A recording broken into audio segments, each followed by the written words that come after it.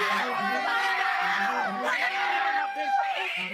God is gay! God is gay! God is gay! God is gay!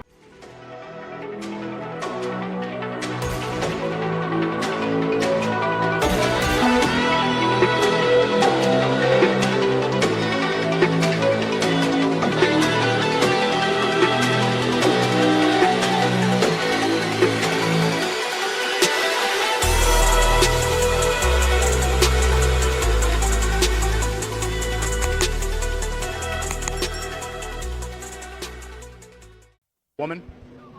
He can identify as a woman if he chooses, sure. Does that make him a woman? No. 100% no. So should men be able to compete in women's sports? Absolutely not. Why would you allow a man who has gone through male puberty to compete in women's sports? Like, would you allow Money Mayweather to go fight against other female MMA? Like, absolutely not. A man cannot be a woman can never be a man, my kid. Are men and women equal? Look, Allah said that the man is not like the woman is not like the man. We are different, okay? Although a plane and a car still both run on jet fuel, they are both different creations. That's it. Do you understand? I will say that's it. Random Muslim W. I will say that. Random Muslim W. What's going on? You're going into oncoming traffic. I know, and I just decided that it was better just to turn around and delete. Okay. But I'm sorry. I just have like really bad social anxiety and stuff. I get you. I don't want to step out whenever you're asking for stuff. Okay, well, we're past that. Just go ahead and step out. As an Indigenous person, Right back here, please. Miss Perry? Am I... well, I'm non-binary, so Okay. What do you go by? it's Kai. How can I refer to you tonight? Kai? Okay. Hey, I'm smelling alcohol. I know. How much have you consumed tonight? Probably through drink. I need to run you through some tests right now. Stand facing me, please. But I just want you to know that I also have very bad social anxiety. You and me both. Okay. Okay? Any recent head trauma, traumatic brain injuries, anything I need to know about? Mental, yes. Focus on my finger, please. Yeah, you're just like trying to intimidate me. I don't know how I'm trying to do that. Bro, she's doing anything in her power to avoid that DUI, but the cop is not having none of it. And yeah, this is one of the traits that these woke people have. Play the victim in any kind of situation, even if you are in the wrong. I would also take it a step further, and the weaponizing one's oppression is very prevalent. Like, essentially, you try. Like, nobody wants to be an oppressor, right? Nobody wants to be somebody who belittles another group, and yet, the oppressed in this scenario utilize that perspective to persuade people to listen to them and ultimately obey them simply by saying and moving with persuasive language that communicates, hey, we know that you don't want to be identified as an oppressor, so to make sure you listen to what we have to say, we're gonna make it seem like you're trespassing on those lines where you become our new oppressor, so therefore you listen to us. And I think that's the most unfortunate thing that's happened like worldwide, mostly in America. Yeah, because I'm like you see it, like, for example, when you say respectfully do whatever you want, but I don't want to participate. You're bigoted, you're this, you're a phobe, you're all this other stuff. And it's like, bro, I just don't want to participate. Why are you trying to turn me into your enemy? What's going on here? And it's like, if you're consciously aware of it, that it's like you don't play their game. But if you aren't, then obviously you bend the knee and basically listen to whatever they got to say and say, okay, I'll do whatever you want. Which that should be talked about more often. I mean, because don't get me wrong, people accuse this of Christianity. I'm a Christian. And like when through the language of how we say the afterlife will be good or bad for you based on with the decisions you make today, whether you want to bridge that gap between you and God or not. People say, well, that's oppressing us because your little sky daddy is gonna punish me and torture me because like you don't listen, like I don't listen to him. And it's like, no, the message is you're already in spiritual debt, meaning you already should be punished. The only way out of it is literally grace, and to reject that grace is literally, well, the train stays on course to its destination, which is the wall, and it crashed. But nevertheless, that made sense. Let's just continue. What is a woman? Why do you ask that question? You should be ashamed of yourself. I just really like to know. What do you think the answer to that question is? You should be ashamed of yourself. Well, I'm asking. That's why I came to a college professor who's this is what you do. What other kinds of answers have you gotten? You should be ashamed of yourself. a lot of like this where you're not answering. I've gotten a lot of that. So I think it's interesting that you say that some of the people you've interviewed have been reluctant to answer it, and I think that has a lot to do with the questions that preceded it and the way that you've conducted yourself in the interview. how have I conducted myself? How do you think you've conducted yourself? You just really don't want to answer the questions, do you? I came today very willing and enthusiastic about answering questions about women's and gender sexuality studies, which is So you what I wanted do. you wanted to answer questions about women's studies, and so shouldn't the first answer you should be able to provide is what exactly is a woman? Well, for me, it's actually a really simple answer, and that's a person who identifies as a woman. But what are they identifying as? As a woman. But what is that? As a woman. In the West, they got a movement called wokeness. That professor should be ashamed of himself.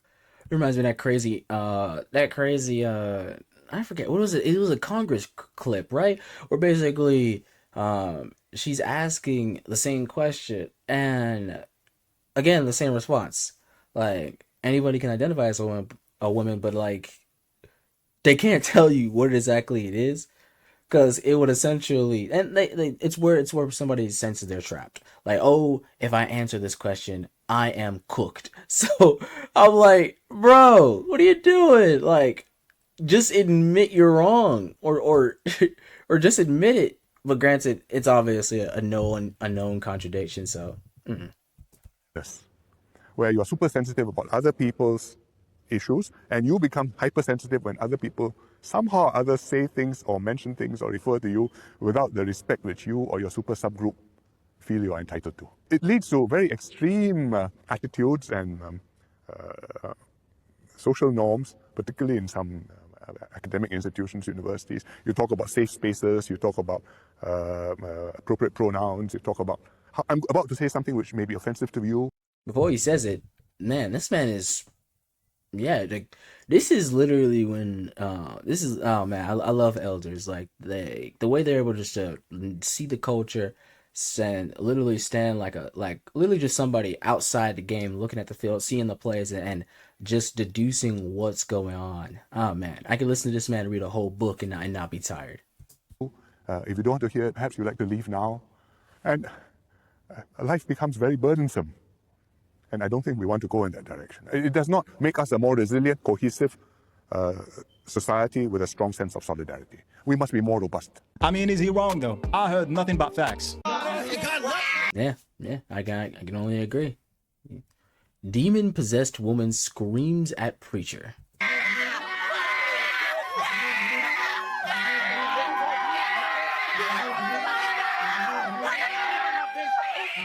God is gay! God is gay! God is gay! God is gay! On the one hand, they love this tolerant acceptance narrative, but it again weaponizing oppression. Like be tolerant. What they really mean is be tolerant to us, what we want, and we will not tolerate you being anything any idea or thought that's different. Because you can do a whole lot worse than Christianity. Christianity is literally just a group that identifies with differing beliefs. We oppose one another, like in the intellectual sphere. As far as practically speaking, Christianity is literally the best. Well, like Jesus, John chapter 13, verse 34 and 35. Enough said. Loving one another, treating one another as Jesus has treated us. He was a man, rejected of men, spit upon, and his only words was, Lord, forgive them for they know not what they do. In other words, Christianity at its heart is literally like the one you shouldn't be fighting. Like if it's any other religions, I would fight religions who will actively harm you and actively shun you from society and even so much as end you if given the chance, versus Christianity, which demonstrates a very positive response to anybody who thinks differently, loving your enemy. So it's like even an individual who you deem as someone who is a threat to you, you're supposed to not match that energy. So I'm like, and don't get me wrong, we're all human, right? So we all make mistakes. Like just like these individuals aren't representative of that entire group. Like they're not all screaming crazy people that'll get all up in your face. Like obviously the worst of Christians like who don't live by what Jesus taught obviously aren't indicative of the belief itself. So it's like,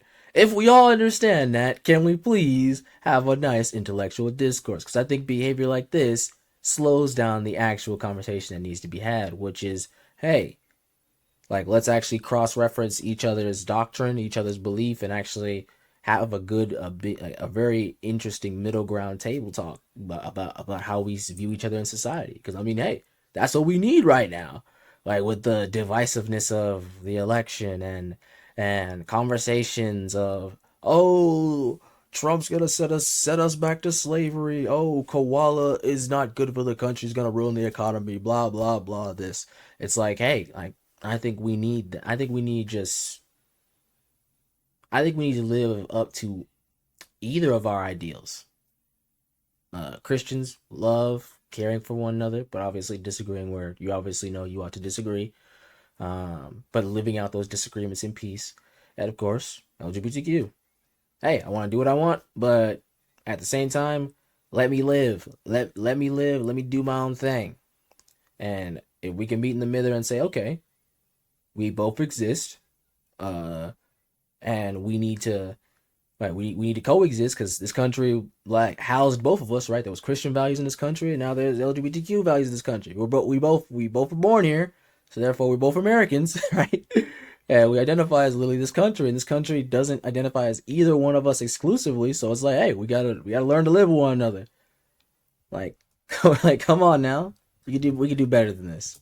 150,000 people died every single year.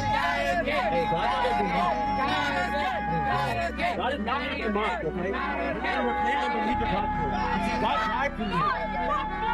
God is not an enemy. He's not your enemy. He's not your enemy. God is not your enemy. God loves you. God loves you. God loves you. As far as what a Christian should do in these type of conversations, definitely, hey, kick the dust off your feet and walk away. Because I mean, if you can't communicate to somebody and we can't come to some kind of sort of common ground, then obviously walk away from the people who just kind of screamed and spit all in your face. Because yeah, I mean, don't get me wrong. Like if you feel led by the Lord, stand your ground. So I don't think it's necessarily a right or wrong way to do this. It's just, hey, like, because again, like obviously we're gonna meet each other out there in the internet and the real life streets out there. So I mean, we got to deal with one another. So, yeah. Personally, I'd probably just walk away and still preach. If I came here to preach the gospel, I'm gonna preach the gospel just somewhere else or down the street. I'm gonna just back away from the people who might beat on me. I mean, give him the chance. That lady literally got it all up in his face. I'm like, yo, like everybody throw a punch at him. You can be set free from that demon that's inside of you. I know you think you have to do this, but you don't have to do this. Just come home. Come home to God, okay? Come home. Come back. Come back. God is gay. God is gay. God is gay. God is gay. It's just you, man. It's just you, bro. Listen. Whatever society you go, I honestly don't know why you're having a conversation with people like this. This is a mockery to all religions, and people like this need to be in mental health hospitals.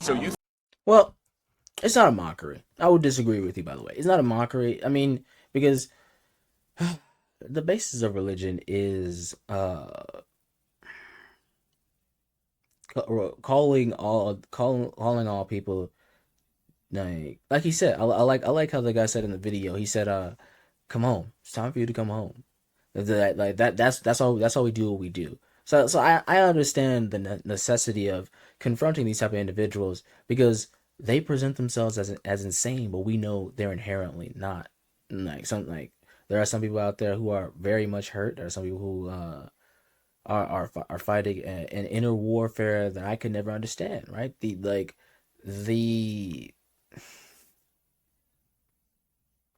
That moment where there's such a disconnect between self and an agreement that this is who I am, I could never understand. But at the same time, I can understand, like,